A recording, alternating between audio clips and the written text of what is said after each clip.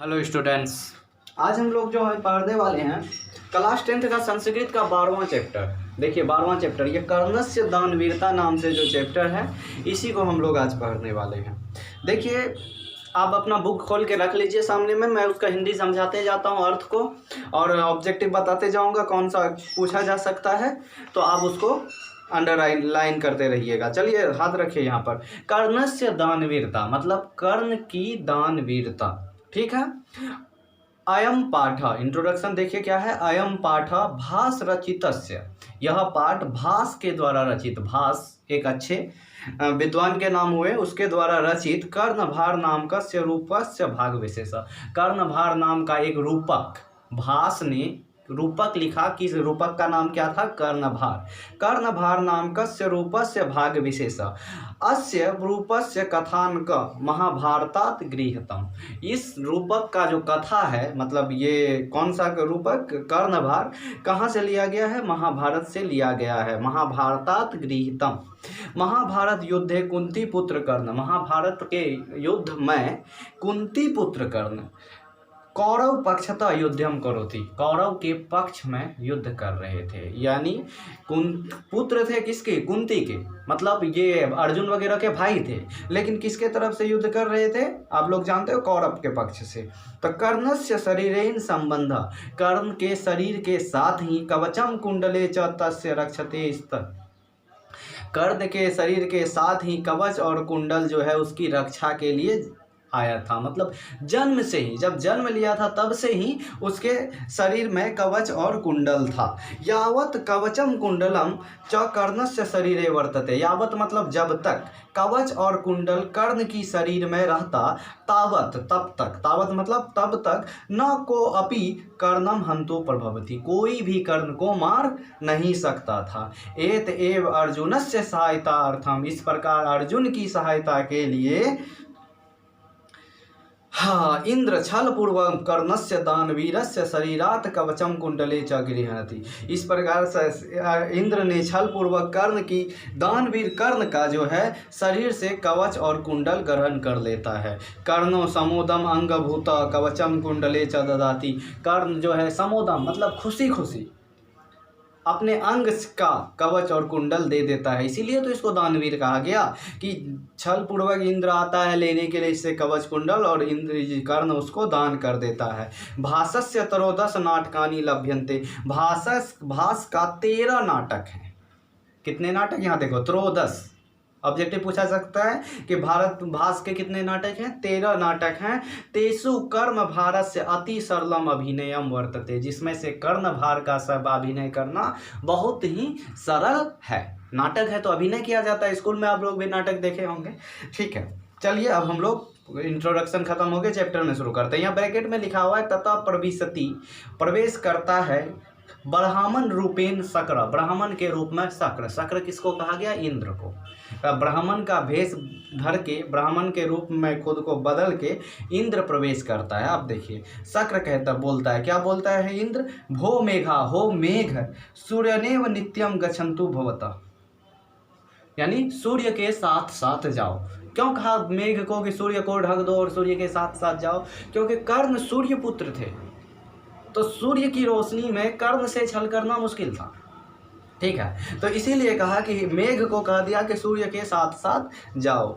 अब भो कर्ण उपगम्य, कर्ण के तरफ देखकर, हो कर्ण महातराम भिक्षा याचे, हे कर्ण महान भिक्षा की याचना करता हूँ, बड़ी भिक्षा की याचना करता हूँ। क्या कह रहा है? हे कर्ण महान भिक्षा की याचना करता हूँ, बड़ी भिक्षा की याचना करता हूँ। कर्ण दृढ़ो प्रीतो अस्मि भगवान, क्या बहुत खुशी की बात है। दृढ़ो प्रीत, बहुत, दृढ़ मतलब बहुत, प्रीतो मतलब खुशी, प्रेम की बात है भगवान। कर्णो महत्व महेशम नमस्कारणी, कर्ण के नमस्कार को स्वीकार कीजिए। कर्ण कहता है उस ब्राह्मण रूप में जो शक्र था यानी इंद्र था, उसको कहता है ये तो मेरे लिए खुशी की बात है, आप हमसे भिक्षा लेने आए हैं, कर्ण का नमस्कार स्वीकार कीजिए। अगला देखिए, शक्र बोलता आत्मगतम, मन ही मन, जब नमस्कार किया तो इंद्र मन ही मन यानी आत्मगतम, किम न खलु मया वक्त्यम, मुझे क्या नहीं बोलना चाहिए, किंग न खलु मया वक्त्यम यदि दीर्घ आयु भवती वक्षे दीर्घ आयु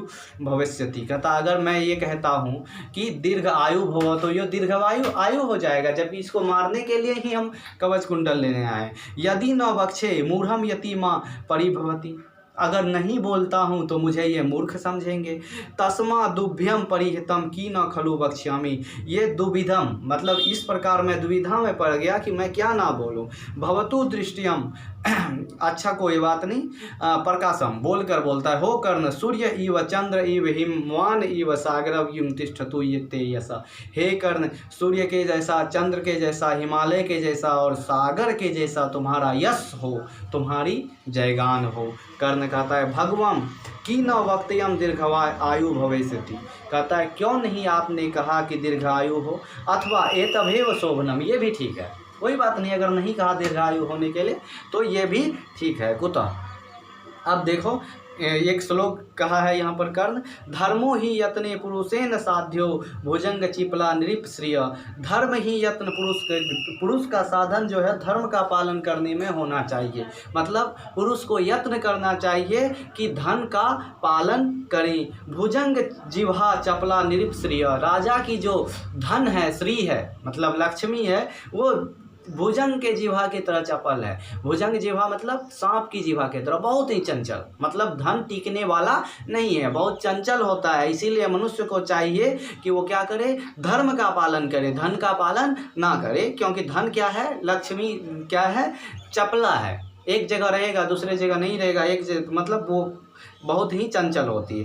तस्मात् प्रजा पालन मात्र बुद्धिया हतेषु देहेषु गुणा धरयन्ति, इसलिए प्रजा का पालन करना ही इस देह का मात्र गुण होना चाहिए, ऐसा कर देने का। भगवान किम इच्छसि कि मम ददामी, कहता है भगवान आप क्या इच्छा करते हैं, क्या मैं दे सकता हूँ। शक्र कहता है महतरा भिक्षाम याचे, महान भिक्षा की याचना करता हूँ। फिर कहता है कर्ण महतरा भिक्षा भवते प्राधवे, महतरा भिक्षा क्या इस दें आपको, सालम संकारा गोहर्षम ददाती, कहता सोने सा सिंह मर के, मतलब सालम अंकारा सोने से, उसका गाय का सिंह को सोने से सजा कर आपको 1000 गाय दे दूँ।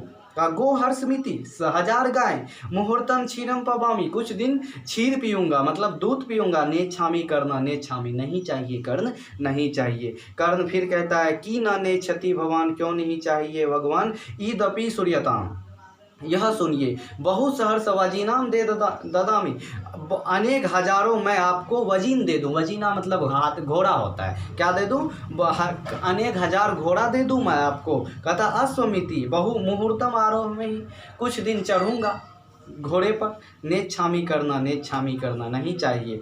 तो कर्ण कहते के निच्छामी भगवान, क्या नहीं चाहिए भगवान। अन्य दपी सूर्यताम, अन्य सुनिए, वारणा नाम केम वृंदमपि ते ददामी, कहता है कि वारणा ये हाथी का ही पर्यायवाची शब्द है, हाथी दे दूं आपको अनेकों। कहता फिर इंद्र बोलता है गजमिति मतलब हाथी, मुहूर्तम आरोही कुछ दिन चढ़ूंगा। नेच्छामी करना, नेच्छामी नहीं चाहिए कर्ण, नहीं चाहिए। फिर कर्ण क्या बोलता है कि न नेच्छामी भगवान अन्यदपि सूर्यताम, अन्य सुनिए, अपर्याप्त कनकम ददाती, अपर्याप्त सोना दूँ, बहुत सारे सोना दे दूँ आपको। तो शक्र कहता है गृहीत्वा गच्छामि, नेच्छामी करना, नेच्छामी, कहता है क्या करूँगा लेकर, सोना लेकर मैं क्या करूँगा।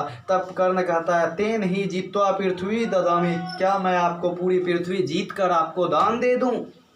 कहता पृथ्व्याम की करिष्यामि, पृथ्वी को मैं क्या करूँगा। कर्ण तेन आग्नि अष्टम फलम दवाएं, क्या मैं अपने यज्ञ का फल आपको दे दूं। कहता अग्नि अष्टमो फलम की कार्यम, अग्नि का फल लेकर मैं क्या करूं। कर्ण कहता है फिर तेन मी मच्छिरो ददामी, क्या मैं अपना मच्छिर, मच्छिर मतलब सिर दे दूं आपको दान में। तो शक्र कहता है यानी इंद्र कहता अविहा अविहा, नहीं नहीं नहीं नहीं। कर्ण ते न भवतम न भेदव्यम प्रसिद्ध तु भवान अन्यदपि सूर्यताम, कोई नहीं क्या जो नहीं हुआ कोई बात नहीं, ये सब नहीं लीजिएगा तो अन्य सुनिए भगवान।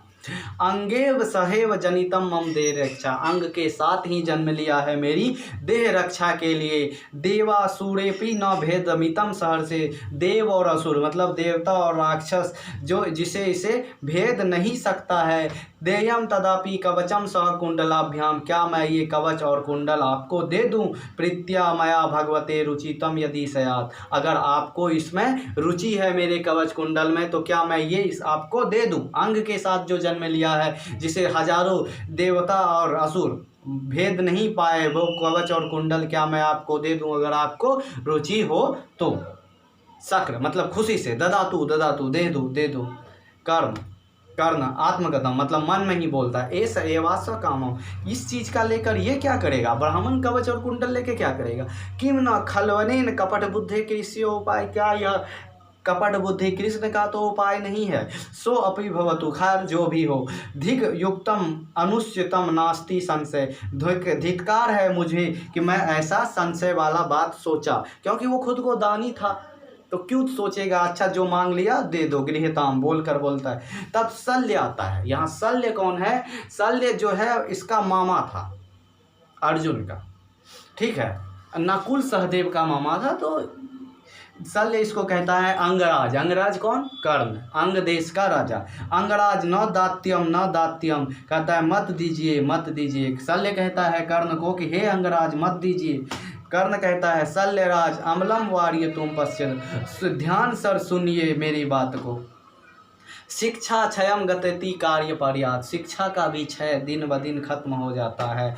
सुबुद्ध मूला निपतति पादवा, सुबुद्ध मतलब अच्छे से मूल वाले मजबूत जड़ वाले वृक्ष भी किसी न किसी दिन खत्म हो जाते हैं। जलम जल स्थानं न शुष्यति, जल और जल के स्थान भी कभी ना कभी सूख ही जाते हैं। हुतं च दत्तं तथैव तिष्ठति, जो मनुष्य दान देता है वो हमेशा रहता है।